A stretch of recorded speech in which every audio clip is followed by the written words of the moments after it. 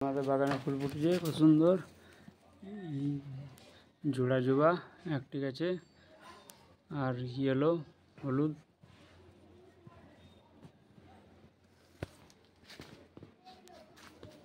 তার সাথে অপরাজিত।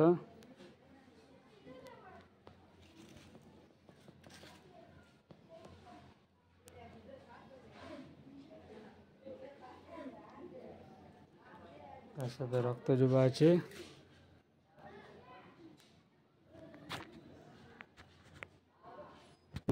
পেয়ারা গাছ কত বড় হয়ে গেছে।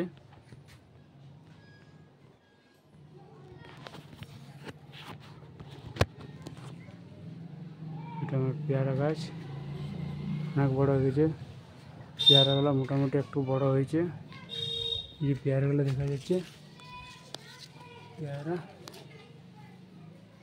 ধরেছে আমার কাছে, মোটামুটি একটু একটু বড় হয়েছে। এই যে আমার